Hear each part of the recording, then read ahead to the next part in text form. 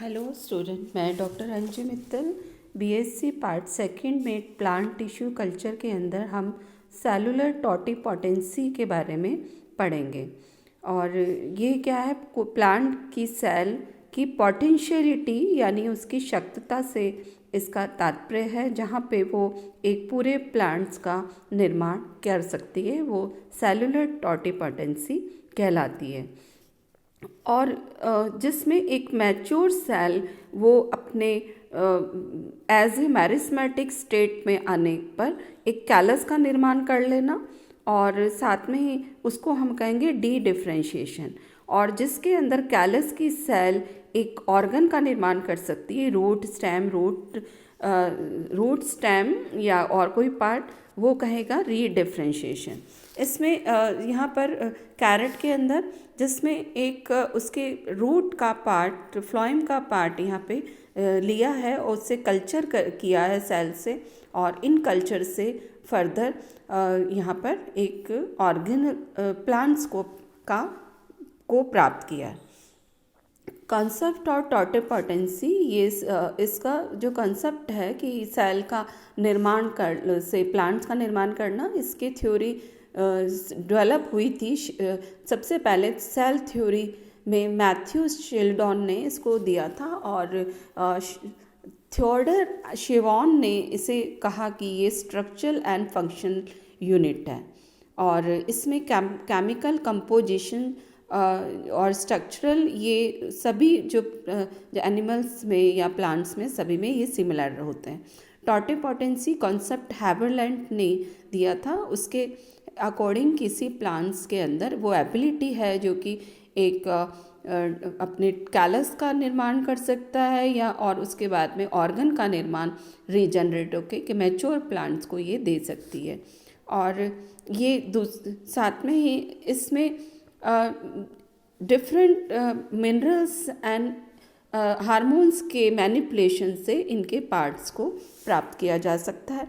प्लूरिपोटेंसी, जिसमें प्लांट की कोई भी सेल, जिसमें प्लांट का कोई भी पार्ट को बनाने की कैपेबिलिटी या उसकी पोटेंशियलिटी, ये कहलाती है प्लूरिपोटेंशियलिटी कॉन्सेप्ट। कोशिका सेल जैसे मैथ्यू शिल्डन ने दिया था, और ये डिफरेंट साइंटिस्ट के जिसमें जो सेल थ्योरी डेवलप हुई उसके अकॉर्डिंग कि पूरे जीव का जो शरीर है वो कई कोशिकाओं से बना है, और ये स्ट्रक्चरल एंड फंक्शनल यूनिट है। और साथ में ये सारी जो जितनी भी बायोलॉजिकल एंड फिजियोलॉजिकल फंक्शन है वो एक सेल करने में सक्षम होती है। इसे फिजियोलॉजिकल यूनिट भी कहा जा सकता है।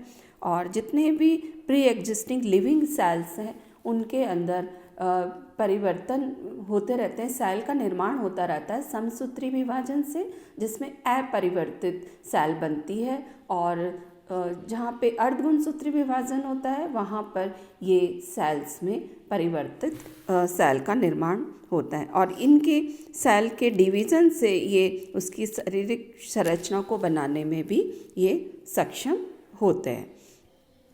और कोशिका की यूटिलिटी जो सेल्स किस तरह से है, इसमें कॉलिकर ने, रुडोल्फ विर्चॉफ ने इसे कहा, एंड कॉलिकर ने इस सिद्धांत का जो है यूज़ है वो एम्ब्रोलॉजी पर भी किया, और कहा कि यहाँ पे मेल एंड फीमेल गैमेट के फ्यूज़न से इनका निर्माण होता है, और ये एक एम्ब्रियो का फॉर्मेशन करता है। और इसको पैथोलॉजी और बायोटेक्नोलॉजी के अंदर भी यूज़ किया जा सकता है।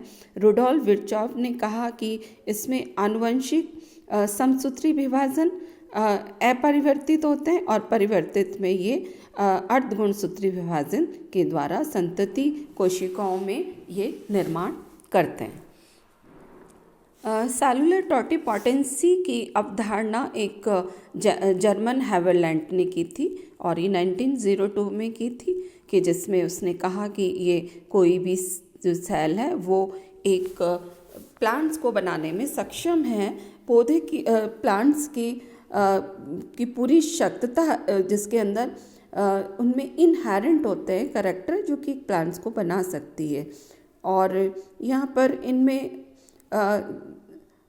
जाइलम, वेसल और ट्रैकेट्स का यहाँ पर अगर हम टिश्यू का निर्माण करते हैं तो सबसे पहले इनका निर्माण शुरू होता है।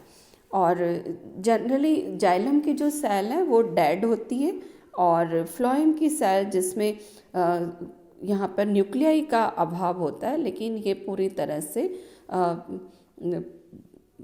जिसमें यहाँ पर ये पूरी तरह से सक्षम नहीं होती, लेकिन इनकी सेल के वर्क करने से ये पता चलता है कि ये अपने हेरिडिटरी कैरेक्टर को बनाए रखती है। और स्टीवर्ट्स का, जिसने इसमें गाजर के ऊपर डॉकस कैरोटा में इसको प्रयोग किया था और इसने की उसकी सेल्स से रूट के सेल्स से एक प्लांट्स को बनाने में इसको पर एक्सपेरिमेंट किया। सेलुलर प्लूरिपोटेंसी, जहाँ पर हमारे जो बॉडी के अंदर कई तरह की सेल पाई जाती हैं और एक विशिष्ट पार्ट को बनाने का में हिस्सा लेती है। और कुछ सेल्स हैं वो जो सेल्स हैं वो डेड सेल का भी स्थान ले लेती हैं और वहीं पर ये जो सेल्स हैं स्टेम सेल कहलाती हैं और ये ज़्यादातर टिश्यूज़ के अंदर पाई जाती हैं, जो कि पूर्ण जनित होके या रीजनरेट होके अनेक इनके तरह की कोशिकाओं को बनाने में ये इन कोशिकाओं मुख्य रूप से पूर्ण जनित होके अनेक से अधिक स्टेम बनाने की क्षमता होती है।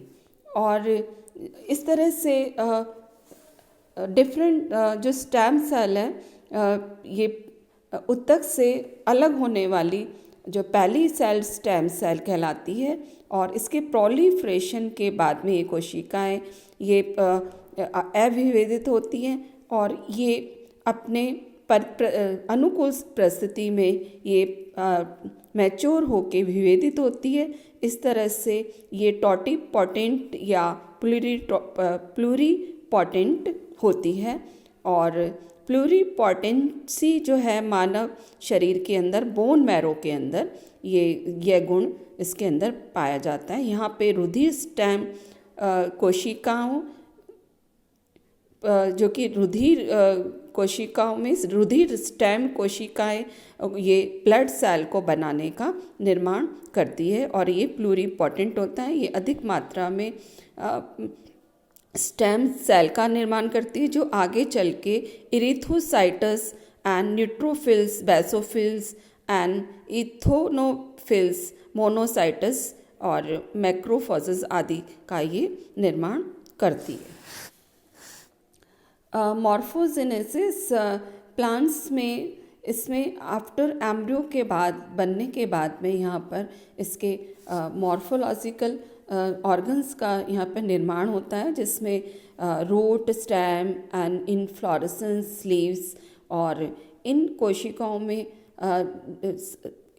के अंगों का बनना या इनके पार्ट्स का बनने को हम मॉर्फोजेनेसिस कहते हैं।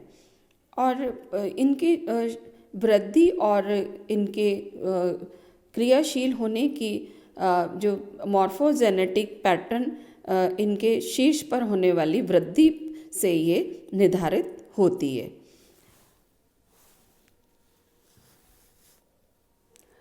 और यहाँ पर इनके डिफरेंशिएशन जिसमें कि ऑर्गन्स का निर्माण करते हैं, इसकी प्रक्रिया को, इसके प्रोसेस को समझने के लिए हम वेसल एलिमेंट के निर्माण की प्रक्रिया का अध्ययन कर सकते हैं।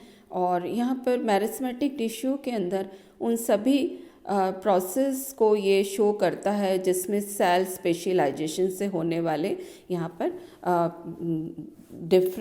कुछ परिवर्तन और कंट्रोल किस तरह से होता है। इसकी 4 अवस्थाएं होती हैं। एक तो इंडक्टिव सिग्नलिंग या सिग्नल परसेप्शन, और दूसरी कोशिका की पहचान या उसके विनिर्देशित होने वाली जीन की अभिव्यक्ति, और विभेदित कोशिकाओं को विशिष्ट क्रियाओं द्वारा संरचना को अभिव्यक्त करने के लिए आवश्यक जीन और विभेदित कोशिकाओं के कार्य के लिए आवश्यक जीन की उत्पादों की सक्रियता और कोशिका संरचना के अंदर उसमें परिवर्तन करना।